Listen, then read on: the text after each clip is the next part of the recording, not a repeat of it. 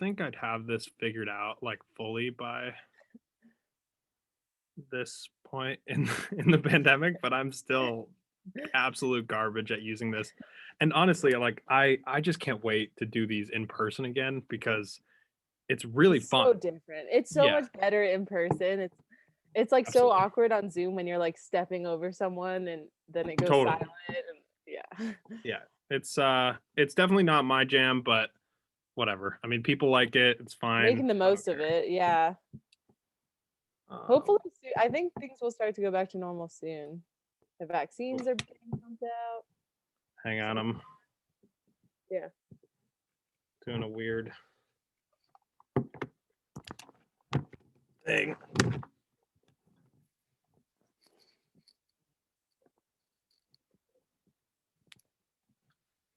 Hang on, let me try to get rid of some of this feedback I'm getting. Okay.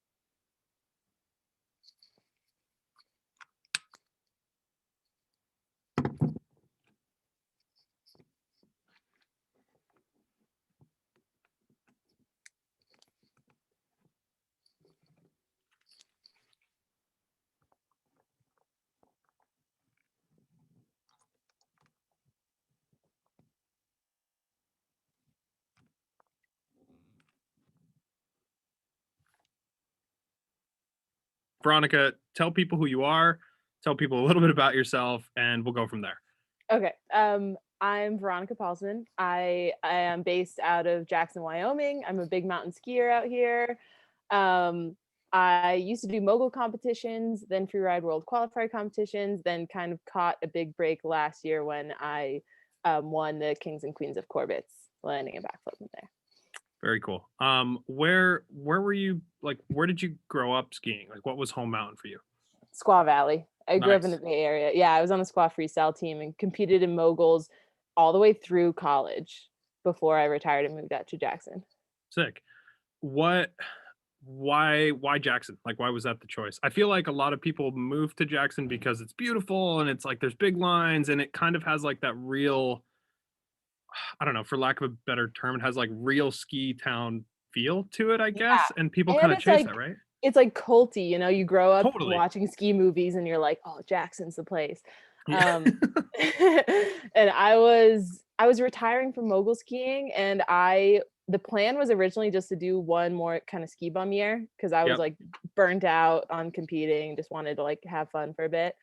Um and Tahoe had just had their 4 big drought years, so I didn't want to go home. And I had just spent the last 4 years living in Park City. So I packed up all my stuff. I had never been to Jackson, didn't know anybody that lived out here, and like just knew it from the movies and just like made the decision and went for it. Yeah, that's awesome. What is that experience like? Like moving to a new place and like not knowing anyone because that's a thing so many people as skiers that kind of like hunt conditions and hunt weather. That's a thing so many people have to go through. What was that part of it like for you? Because that's a You hindrance, I know, think, right? Like for a lot of yeah, people, that's a reason they don't go and do it.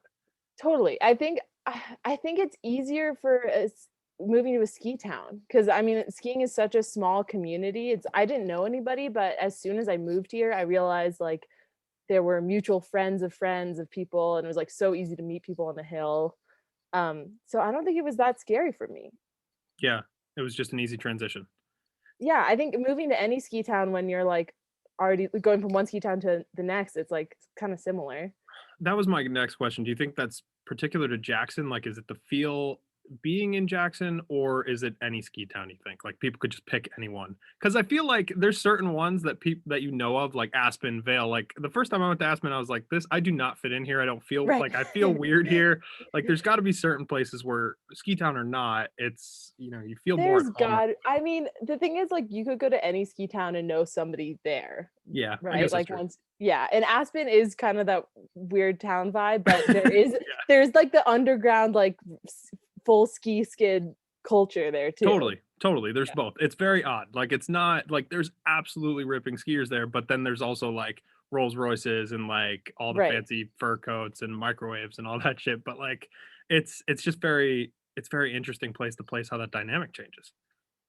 Yeah, I think any ski town you could go and make friends pretty easily. So you mentioned your big break, and I wasn't gonna like I don't want to harp on this too much because I feel like you must be sick of talking about it because everybody's like, whoa, like you did this thing and now everybody wants to talk to you. Like I feel like that's how has that experience been? Can we talk about that for a second? How has that Yeah. been for you? Not forget doing the backflip into Corbets. Like if you haven't seen it yet, 100% go watch it because it's amazing. And I don't want to discount that in any way, but I feel like as you've probably been like talked about this at nauseum at this point. Yeah, it's been a little insane. When it first happened, it was, like, overnight, like, crazy. Just, Yeah. like, my Instagram blew up, like, over 10,000 followers overnight, like, Yeah. I was, like, just walking around the village, people were stopping me, it was, like, such a trip, it was so weird. It's kind of cooled off now, which is nice. Yeah. But people know who you are from that still. Like, isn't that crazy? Like that kind of thing happening where something just pops like that. People don't always get that opportunity. And I mean, you worked for it. There's so much work that goes into that one moment that people don't see. And I think that's important to mention. But how does that, because I was wondering today, like, I was like, okay, we're going to talk. Obviously, we have to talk about this. I looked at your Instagram, like your posts beforehand, and then I looked at your posts afterwards, and it's just like the difference is so tangible right there. So, what do you do as an athlete? Like, how do you now manage yourself as an athlete that all of a sudden has all this shine and like Yeah. everybody wants to talk to you, kind of, you know? Yeah, it was totally insane, and it really just opened a bunch of doors for me. Like, I got my first contract with K2. I was able to, like, call up TGR and start filming.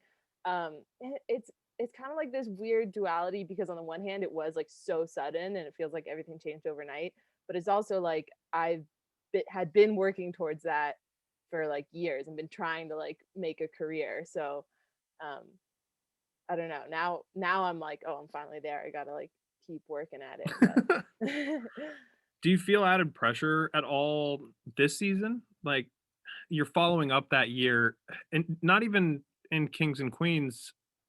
Do you feel any pressure as an athlete this year to Oh, kind of like follow that up? always. It's yeah, always. I every time I think yeah, that's, like, the underbelly that people don't talk about is it's so awesome to, like, have these opportunities and to film with TGR and stuff, but it's like every time you mess up, your head is like, "Oh my god, should I even be here? Like, what's going on? Like, am I a Yeah, good enough skier?" Um, Especially with like, social media and it being yeah, so present. I've like, I get so many random DMs from people, both, like, fans, which is cool, but sometimes people are, like, calling you out for, like, making a mistake, and I don't know, it's so strange. It's weird. yeah. Weird to It's get used to. weird. Yeah, it's weird having that like immediate interaction with people, like where they get to tell you how they feel about you right then, right there. Yeah, especially when someone's, like, telling you, like, that you did something wrong or something, you're like, You're like, "Who shut who up. are you? Like, do I Yeah, know you?" like, Like dude, I don't know you. You know me. Like, you're in my DMs right now. Like, who's right. really in charge here? You can unfollow me if you want to. Yeah, like if that's really that big of it. Yeah, I think people just want to hear their opinion be known and they want you to acknowledge them in a lot of cases. And some Right. people just want to flex, like they just want to be like, I don't know, they just want their shine, I guess. I don't know. The people are Yeah, I idiots. guess so. That's the I don't know. really that's like the whole thing is that people are idiots. Right, right. Try not to let it get to me. Yeah. How has that been for you mentally? Like how do you deal with that? Because that's a lot. Like that kind of almost like imposter syndrome where you're like, do I belong here? These people that you're skiing with are you guys are all insane, but like how do you feel, I guess? That's kind of my question, right? Yeah, Like, I don't know how to ask that in a way that's like, they've been here for a long time. Like, a lot of these people have been around the industry yeah, forever, and you're here now with them. What does that right. mean for you, you know? Well, I think you hit the nail on the head when you said imposter syndrome. That definitely comes up. But talking to people, it's what you have to realize is like everyone gets imposter syndrome like Totally. all the time. Yeah. So just like realizing that when you're feeling that way, um, and I don't know, I don't like really have an answer. Like it's been tough, and sometimes you feel like you're a shitty skier, and you kind Yeah. of just have to like push through and talk to your friends and figure it out. Yeah. I think I think that's a great thing for people to hear, that everybody deals with that though, because so many people deal with that on a regular basis, that want to push themselves, that want to try things, that are maybe getting into a position where now they where people are starting to look at them as a skier or as an athlete or whatever. And that question just kind of comes up so often, especially in this industry, because it's so like social media dominated, so movie dominated. Like, this is what this industry is in a lot of ways. So it's hard for people to just deal with that on their own. So I think talking about it probably helps. Yeah. Yeah, and I think at the end of the day, like realizing it's just skiing, Yeah. Yeah. um, like there's such a small percentage of people that actually care about it, so don't worry. Was there any part of you after you popped that was like, all these people that want my attention now don't get my attention because they didn't want my attention yesterday? Was there any part of you that was like that, or were you just like, I'm psyched that these people even want to be around me? Because that's kind of how I thought about it. And I was like, and maybe this is why I'm not in this position, but if that happened to me, I would be like, I've been here. I've been doing the same thing for a while now. Like, you guys should have Yeah. known, you know? Yeah, yeah. No, that's definitely a weird part. And the weirdest part is like noticing how people act around if someone starts Totally. acting Right? different Yeah.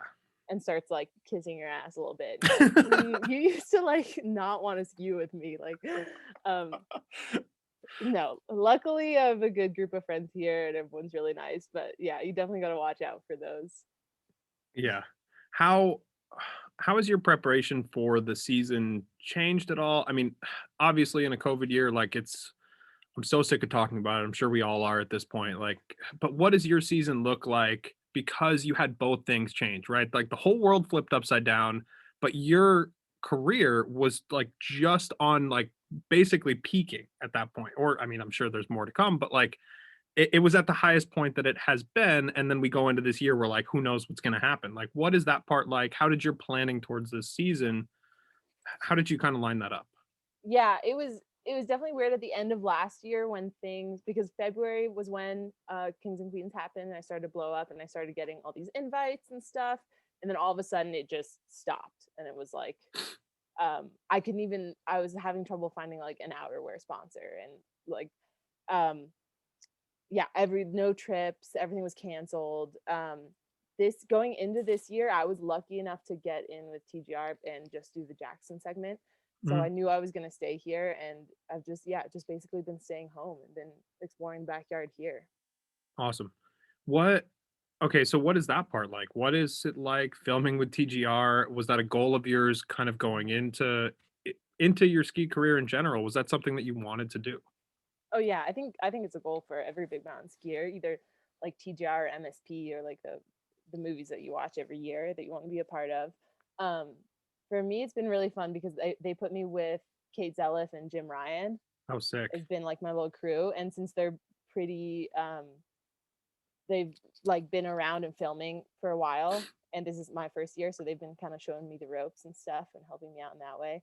Plus, they're so laid back, and I've known them for like a few years now, so I was like super nervous showing up my first day, and then it was just like skiing around with my homies. So it's been really fun. We That's kind of had it tough with conditions though. really. Yeah, like well, I told you it hasn't snowed in a while. Oh, so you've been Um, filming this recently? yeah, we were filming all of February because we had a Okay. crazy February, so much pow, and then we got one bluebird day, and it got so hot, um, and then it just like went to shit. So we got really good pow stuff, and we're kind of lacking in the like bluebird big lines area. Okay. Um, What what is it like skiing for the camera versus skiing just to ski? Like, how how do you treat it differently, I guess? How does it make you feel, and do you enjoy it? Because I know there are people who really actually enjoy it, and then there's people who are like, "I'd rather just be skiing laps." So, where I do you fall love on it. that? You love it. I love it, and I think that every day, even when I try to remind myself of that, like, when I'm, like, tired or burnt out or whatever. I love it because it's like it is really just like skiing around with your friends. Like, there's not much of a difference except that you're hitting bigger things and, like, having bigger objectives. But besides that, it's like, they've been so supportive. I just get to tell the filmers, like, my hit list of, like, what I wanna do in the year, and they just, like, help me get it done, Mm. which is, I don't know, essentially, like, what you do anyways. How do you do that? Like, as an athlete, how do you pick what you wanna get done? Like, how do you size these things up? It just seems like to me, I look at this and again, probably why I'm not in this position, but I look at this and there's just so many options, there's so many things that can be done. How do you narrow your focus down? That's actually a good question because I went to my first meeting at TGI this fall, and I had, like, a ridiculous list. It was, like, 20 different things, and then they were like, "Okay, if we can film, like, a third of your list, you'll have a 6th segment." I was like, "Okay, okay." Um, which I haven't even gotten a third done. So, um, I don't know, luckily, there's, like, a list of Jackson classics that are, like, Totally. Mando, like, for any Jackson segment, I think. Can you what did you do? Can you tell us? You I can't yet, don't okay. really, yeah, I can't tell Okay, you. that's fine, it's fine.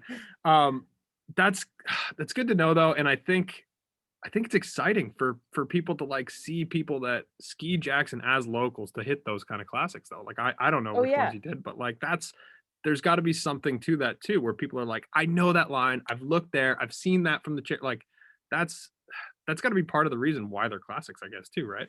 Oh, yeah, it's so cool, and it, like, never gets, I don't know, it never, like, loses its allure, I think. Even if, like, your friends have all hit it before, it's not, like, an easy thing. It's like you get down to the bottom, you see them at the bar, and you're like, "Oh my god, I did it Yeah. again." Is there something on your list that you haven't done yet that you're like, "Okay, this is what I need to do?" Yeah, there's so much. Um, Is there one in particular? Not the 20-part list. Like, is there something in particular that you're like, "This is achievable for me, and I really, really wanna do it?" Yeah, there's 2 that are, like, Okay. big in my mind right now. One of them's called Smart Bastard, which some of your listeners might know. It's just a big cliff, but it tends to get pretty firm. And I had a friend, do you know Emma Patterson? Yeah. She was on the Freeride World Tour, and she hit it this year, and she broke her sternum. Oh my god. I Just didn't know from she so that broke her gives you, sternum, but that's oh god. yeah, that just gives you an idea of, like, how big it is, and, like, if it's not soft, it will break you.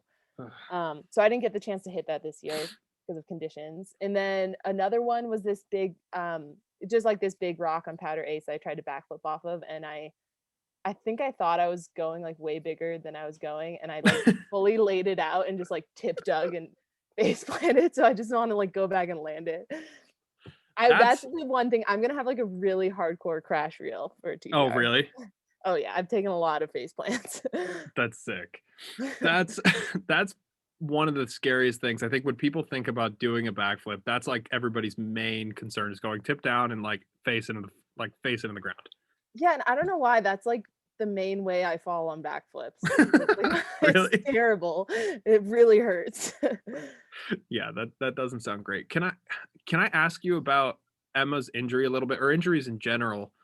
When you see someone get hurt like that, d does that matter to you, I guess, at all? Like, in the sense that you're looking at something that she hit, and now you wanna hit it. Do you think about that injury? Like, does that play a part mentally for you at all? For sure. I think with every injury, there's, like, a lesson to learn about it, especially with, like, high level athletes. It's usually not just, like, a random fluke accident. So for me, looking at her injury, I know to really, like, to probe the landing and make sure it's gonna be soft enough. That's what I learned for Smart Bastard, and yeah, I think Yeah. any injury, you gotta take away a lesson. Is that I guess because for a lot of people, just having that in the back of your head when you're doing anything is really hard to overcome.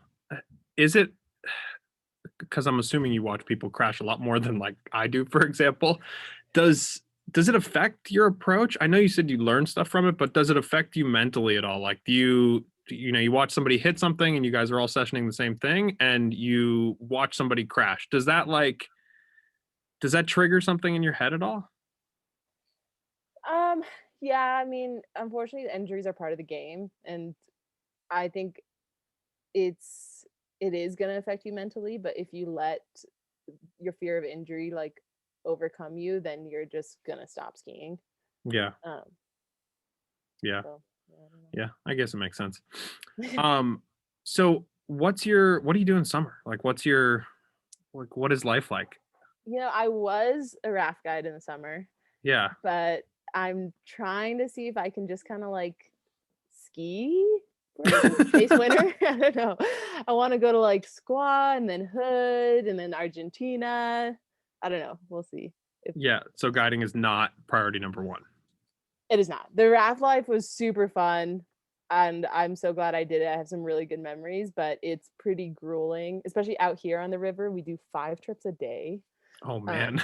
so it's like 12-hour days, and I don't know. I think I'm just at the point where any kind of customer service job, I'm like not Yeah, gonna bye. do anymore. Yeah, Yeah, good. Yeah, exactly. I don't blame you. Like that's like it's not the best. It's not the best. When I was 21, I like didn't care and I loved it, and now I'm like, no. Is that yeah, it's crazy that even that is customer service. Like you're taking people out and you're like trying to keep them safe and trying to figure out a way for them to have fun and have an enjoyable experience. Like that seems like a lot of pressure for Totally, yeah, and it's you get people that like have never been outside and like know nothing about the river, and Yeah. our river gets pretty hardcore in the beginning of the season, and then it tapers off and it becomes pretty lame. But in the beginning of the season, when it's high water, you really have to like whip people into shape and like Yeah. make sure they're actually paddling.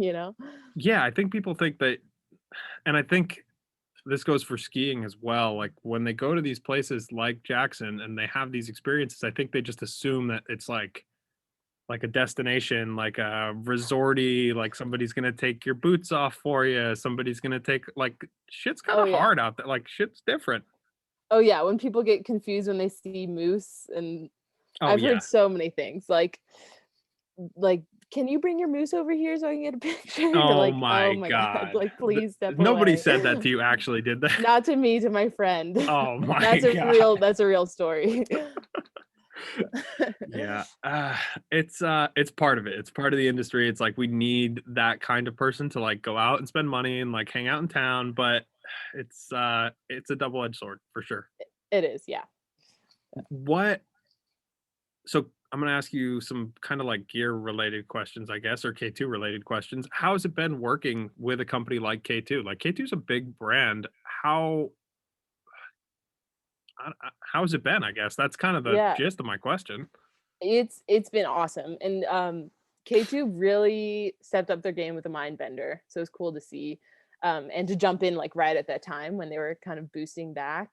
And they are a big company, but they're so, like, it doesn't feel corporate at all, and they're Yeah. also, I don't know, they're, like, so supportive and, like, always down for a good time, and I don't know, every time I talk to them, they're like, "Next time we see you, we're gonna party together." It's not like, "Have you been training? Have you been landing?" So, it's, like, my perfect vibe, like, I think I fit in with them really well. So can I ask you gear questions then? So like what are you skiing on and because lately there's been a lot of talk, a lot of conversation about like making better women's gear for people that actually are aggressive skiers, right? Because the options are not there's not a ton of options out there. What are you skiing on? Have you changed any of that gear to make it work better for you? What kind of talk me through your setup, I guess. Yeah, my main setup is the 115 Mindbender, Okay. um, and that's the same as the 116 Mindbender. Yeah. There's no metal in that, it's the carbon Okay. ski. So, that one's been super fun. I also have the 108 Mindbender, that's where my gear differs. The, thinner one, I wanted a piece of metal in there Yeah. just to keep it a little stiff as opposed to the women's one. Um, but I think it's cool that their big POW ski is, like, essentially the same ski. Yeah. Let's see, besides that So boots, because I think boots have been yeah, a that's a push good lately too because like there's not many even 120 flex women's boots out there. Like there's oh, just not a yeah. lot of options. Like and it kind of sucks and it's I guess I kind of just wanted your take on that side of things. Like do you think brands are doing enough to offer like a better women's product? And I think K2 Yeah, for a long time has done a great job at building a women's line that's actually like it's a complete line, right? Like they're not like here's three pink skis and that's what we're going to offer the ladies. Like they've always like for the last as long as I've been in the industry, they've offered a really kind of complete women's line. But like what's the next step for that? Do you think for yeah. K2? What would you like to see for them? And where do you think we're lacking in general as an industry in that sense? Like and I'm not asking you to You speak for all women and what everybody needs or anything like that, but I just kind of think for you like what do you see as an area that can be improved on? Totally, and I love the KG skis, and you're right, they always make, like, a chargy women's ski, which is awesome to Yeah. see. Um, I have always been of the idea that I have always been, like, confused as to why there's gendered skis. Yeah. I think just, like, making different sizes, obviously, we're shorter, Yeah. um, but, that's why I love the 115 Mindbender because it's exactly the same as the Yeah. 116. I use the 110, Mindbender boots, Yeah. which are the women's boots. I added an Intuition wrap liner to make it a little bit stiffer. Yeah. But besides that, I love it, and I've always heard because I've always asked if they can make like a 120 or something, but I've always heard it's like because the boot size is so small, it's like hard. It's actually like hard to like get the materials to like make it stiffer is what the excuse that I've always heard. Yeah. Um, I wonder if that's like an actual excuse or if it's like a real and I don't know. Like I and know, I don't it's know. it's I'm not a boot engineer. It's hard for me to like think about it like that proportionally. I guess it kind of makes sense, but it's like it's a bizarre thing. I don't know. Like I wish that they kind of just made product for everybody like and they were just like here's the line, you know? Like it doesn't really Right, matter. You pick your color, pick your style. It doesn't really matter what gender it is because there's so many female skiers that rip way harder than any dude that I know for sure. Like so it has nothing to do with gender like to me. right, and there's plenty of dudes in a ski town that are my height, so Totally, exactly, like, it works both ways, like, that's the conversation too. It's funny because I was talking to a friend of mine about this where I was like, "Oh, like, you know, there needs to be more option." He's like, "You're telling me?" Like, he's a 24/5 men's boot, like, no shop carries it, like, everybody right. there's not options, like, you ski a women's Yeah, boot, and then there's, like, the stigma that you're skiing a women's boot, but it's actually the proper fit and the better boot for this dude, but it right. you know, he's doesn't wanna be on the, you know, the teal boot, and that's the other thing too, is, like, that part's annoying to me The too, is that colors. the colors is like pink or teal, like choose your color, choose your year. Right. We're gonna go teal or pink. Like that's annoying. But I think I think K2 in particular actually does a really good job at making the colors more fun, making everything more exciting across the Oh, yeah, board, th not just zero especially pink next year. in the skis. Oh my god, the graphics for next year is so So cool. good. Yeah. I'm They always they getting look way called better. out in line. Yeah. Yeah, I think they're doing a great job, and I think the new team that they have on graphically is absolutely killing it because it's gonna make the difference for a lot of people because they just wanna buy the shit that they like, they don't wanna buy the shit that they're told they should like. Right. So, I Yeah. don't know. We'll see. So do you have any objectives for the rest of the season? I know we're kinda, like, switching gears here a little bit, like, back to, like, career trajectory, I guess, but do you have goals for the rest of the season that you wanna achieve? Like, the season's kind of starting to wind down here. Yeah. We're but there's a lot of skiing to be had, especially it sounds like you wanna go ski Hood and Squaw and all these places that'll have skiing deep into the summer, but do you have stuff in mind? Yeah, I mean, this is wishful thinking. I obviously I have those objectives that I wanted to get on film this year. I don't know if it's going to happen because of conditions, but if all else fails and if we're just in springtime mode, I have like three big spring objectives. I want to do Mount Moran is a peak out here, and it takes 2 days. You bring all your stuff and you kind of tent up at the bottom, and then do it, and you can sleep again. I want to do that. And on the way out to this is kind of a mellow objective, but I've never done terminal cancer couloir, so that's on the Oh, list. cool. On the way out to Squaw, and then hopefully when I'm in California doing a Shasta mission with some friends out there. Sick. Well, it sounds like you've Got it figured out. Yeah, those are my spring objectives, and then just, like, hang out in Hood and try to just, I don't know, work on some tricks in the park or something, kinda fool around. Sick. Is that a part of your game that you're, like, interested in actually progressing in? Because I feel like that's something that it Not usually actually, I goes the use it as other a way, tool. right? Oh, yeah, I'm not, like, trying to get good at park skiing, I'm just trying to, like I'm I'm just trying to, like, work on tricks to, like, get good enough to do them in the backcountry, you know? So, that part's gotta be weird too, like, as an already established pro skier, trying to get better at a thing that is totally different but still skiing, that's gotta be weird too. Like, what if people, like, are looking at you in the lift is like, "Oh, she's trying to figure out a, like, I don't know, A K-fed or something." 360 or Yeah, something, yeah, exactly, like, oh, trying to hit yeah. rails for the first time, like, I don't know. I don't Yeah. know where your skill level No, is I'm either, gonna like, you stay might away be from rails. No. okay, No, I don't know. I think a lot of big mountain skiers, especially on the women's side, get this because you get a lot of people from the race background that have, like, never really done totally. tricks. Yeah, I don't know. It is a little embarrassing, but I try to just, like, tune everyone out and just whatever. Yeah, no, no way, and it shouldn't be I'm saying this partially because, like, I wanna get better at that shit too, but it's like I'm an adult and I'm like, "Oh, it's gonna be weird," like, if I'm in the Yeah. park and this little kid that's like especially, like, we have Corinthia here, and it's like, there's, like, these little, 40-pound little kids that are just, like, sending huge backflips You and, like, can't doing let all it this get to you. Yeah, Yeah, no. dude, it's in my head, well, for sure, like, no way. How can you not That's let it like get to you?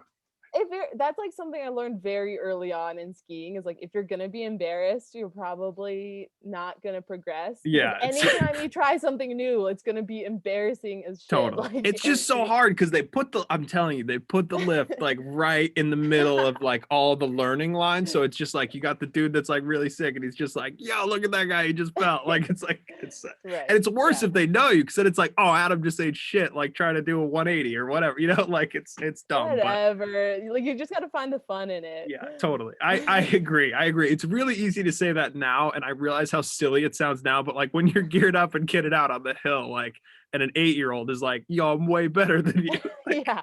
Dude, try skiing with Kai Jones. oh, yeah, It's dude, I don't even wanna think about that. That sounds absolutely insane. he's so good.